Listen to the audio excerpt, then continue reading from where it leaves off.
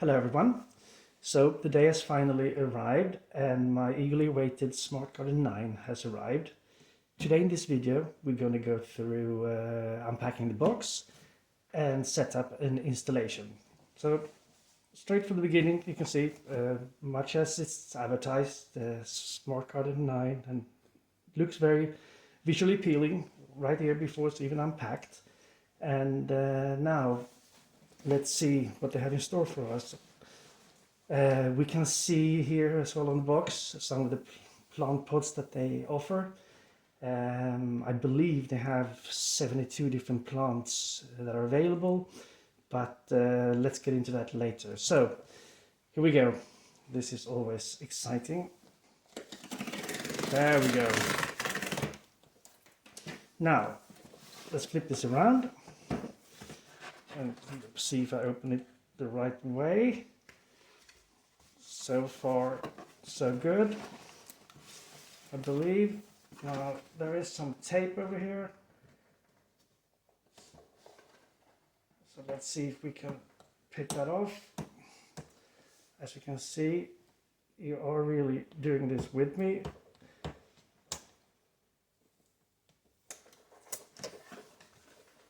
And there. Good. That felt better. Now let's see, I need a moment of zen here, so let's start with the Chinese proverb they want to share with us. Let's see, if you want to be happy for a month, get married. If you want to be happy for the rest of your life, become a gardener. Okay, now that was a Chinese proverb. Do not quote me on that. So let's see what we have. Okay, straight out here we can see that they give you assembly instructions, and as you can see it's really quite an easy, I would say 4-step process, where you have your container, you have your light fixture. So you would put your light fixture onto your container, you would insert the plant pots and add water, and then you would connect it to electricity and you would be up and go. That is perfect, and I guess that is really truly what the Smart Garden, the Click and Grow Smart Garden promises. It's fully automated and it's very easy to use. So let's see here, we got 3 sets of plant pods. In this here we got basil, mini tomatoes and green lettuce. Great, so let's put this aside for now.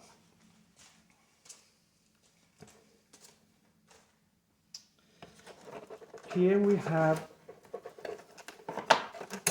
the light fixture with a plug, and as you can see here it seems like we have different color lights here, so we would get the full spectrum, which is good. I guess there will be some kind of attachment to these somewhere in the box. I will just put these aside for now, and we will dig further into the box gently. Let's see here, and here, yes, this would be the water container. Let's see.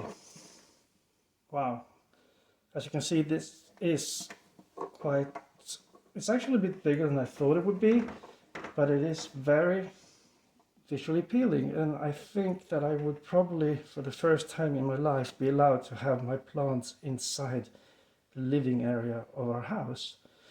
That is a big plus. So now I'm just going to see if I can get my partner out of the way, and then move this box out of the way. And then let's have a closer look at the base here. Now I can see right now that we are missing a few things, which I believe would be in this box.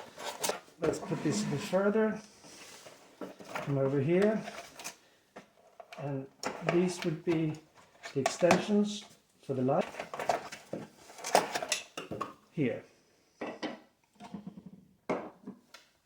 Now we also have these plastic domes or cups. This would just be the adapter. And now back to this adapter. Depending on where in the world you live, you have to choose the connection that's actually suitable for your house. And this one works for me, and it's actually quite easy to put in. You just look for the grooves to match here. You just feel your way, you press the little button and you click to fit. And now you've got a fully functioning plug. I think that took care of everything in the box. So let's put this to the side and have a quick look at these domes. I mean, this would be for germination. We put them over the plant pots. Let's see here, this should come out, and this would be the actual cup. Okay, the lid here would control the light that goes onto the pod when it's actually inserted. Here is a wick. You can feel, okay, so this would go into the container. This would actually absorb moisture that would be transferred into the pod and then evenly distributed. So that's cool. So this would go back on here. I would, I guess, write the name of the plant here. Okay, and then I would put it back into the system and cover it with the pod. Very neat. So let's go back to the light here. We can see we have outside, let's see here, and we have B. Okay, it's very easy. This is green and this is green. So then let's get rid of some more of this tape. Put those over there. Move this a bit forward. Let's see if we can peel off this tape here. There you go. So far so good. And then we see here, this is the outside, it says. So let's remember that as we peel it off. And then let's trust this and just go like that. Then we just repeat the process here. This is the lamp arm. We can see here it's clearly labeled, which is the outside. And that's a nice feature actually, because here you can see that this here would be some kind of a canal, I guess, for the cord to make it actually look even more visually appealing and not have a lot of loose wiring here hanging. So I like that. So we put this one on here. Perfect. And then we know, of course, that since we have the corresponding canal here, this will have to go here. And we look for, and there you go. We're ready to go. We have our cups replaced over one by one, and we should be ready to start inserting our pods in the next section of the video. Great. Okay, so then we have 3 things left to do. We have to fill the container with water, we have to insert the plant pods, and then we have to plug it up and see the lights in action. So let's start by filling the container. You can see here you have a floating device that will actually indicate when you're running low on water. It's quite a large tank, it can hold several liters, so I will start filling here and then I think we will pause the video as this is not too exciting to watch. Well, I'm actually going to hold there. I think I'm pretty good, and you can see there's quite a lot of leeway, and then we just keep an eye on this over the next week or so, but I think this is as accurate as I'm going to shoot for today. And then we go back to moving this around, and you can see it's still not very heavy actually. It's actually quite a light unit.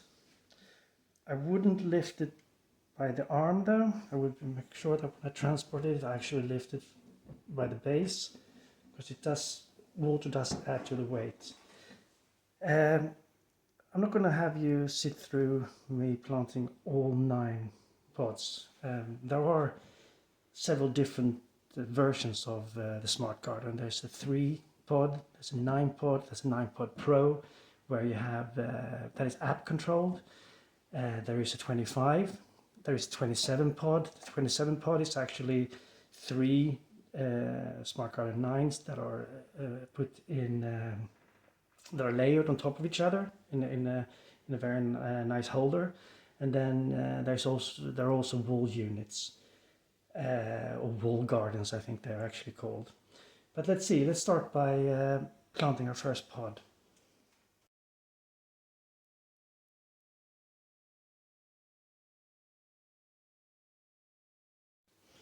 So I'm definitely going to grow basil in my Smart Garden 9. And let's have a look at these capsules or smart pods. Let's see here, and we pull this apart.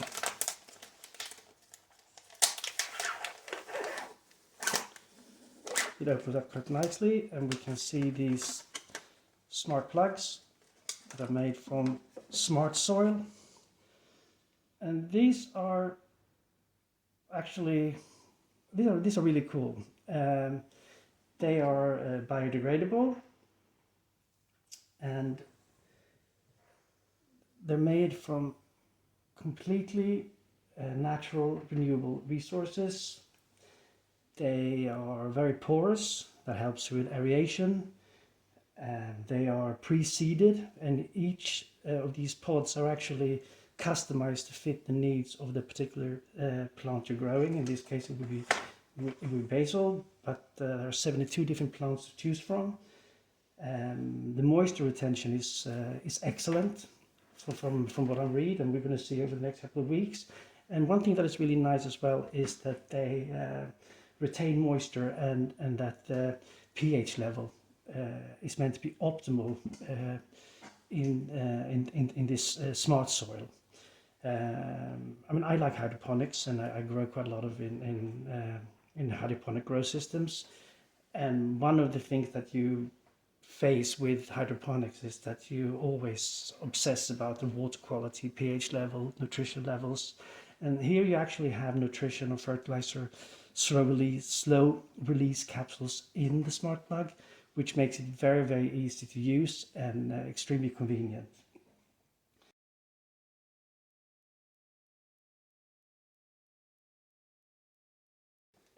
We remove the dome and the lid, and now all we do is that we insert the smart soil or the plug. We can see that the water is in the container. We push this down to fit.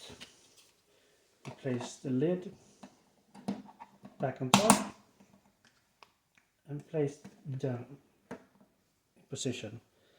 And now all we have left to do here is to write on these plant markers. I think actually what I'm going to do is I'm going to use tape to put onto these, and then actually write on the tape, and then when I'm done I can actually remove it, and I can choose to grow something else in this position. But you will see that when we come back to the fully planted grow station, because I'm going to populate all these 9 stations with different plants. So see you in a bit.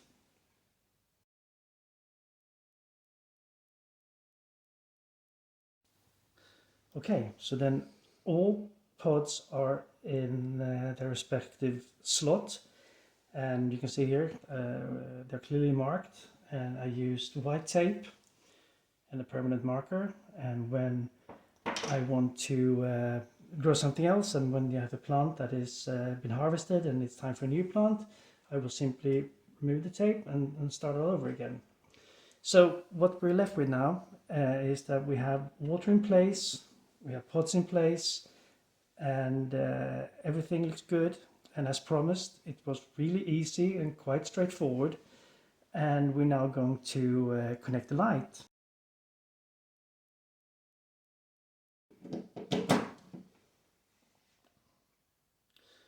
Okay, so that's a very good strong light, and it doesn't seem to bleed over too much, so I think this could actually go quite nicely in the kitchen and sit on the side. Very nice.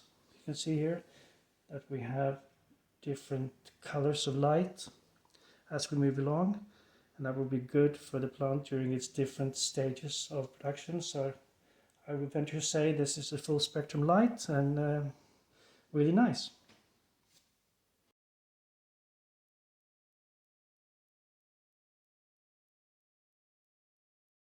I thought I would just comment on a few things that are going to be interesting to learn more about over the next months, I would say, weeks to months. And one of the things that is interesting to me is that there is a fixed distance from the light to the actual plant pod. I'm used to having my grow lights very close, just inches away from my seeds, and then just to gradually move them up as the plants as the seeds germinate, and the plant and you get first leaves and then true leaves and what have you. But this obviously is a tested and tried system, so it would be interesting to see how effective it is. It is meant to grow, plants are meant to grow faster in this system as it's a controlled environment, and as I said, it's going to be interesting to follow. Another thing is that you can see here when we, for example, take out this chili, is that these pods, let's see if I can, they come, you can see pre-seeded, and I don't know if you can see, but they're also granule, or there are nutrients in the soil.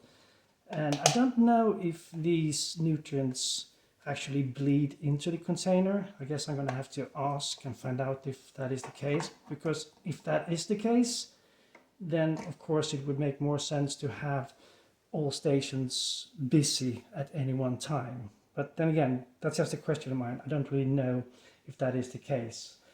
Another thing that is interesting is that the cups here are quite, I shouldn't say small, but they are at least a defined size, and this would mean that the root system could never grow any bigger than this cup would allow.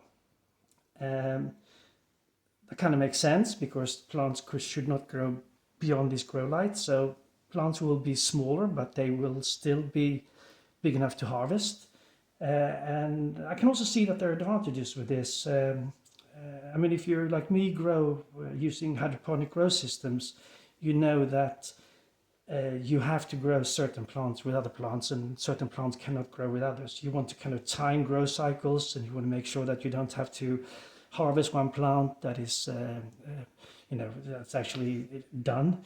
And then when you remove it, you find that the roots are all tangled in the container, and you risk hurting other plants.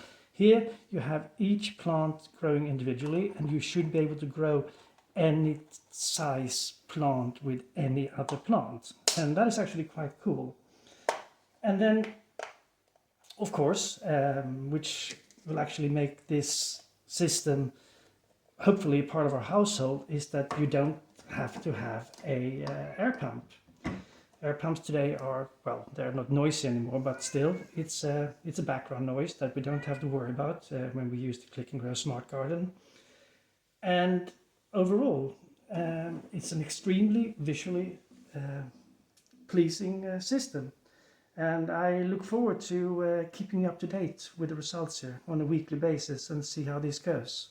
So as you can see, we've chosen to do 3 basil, 2 lettuce, 1 tomato, 1 chili, and 2 pak choys.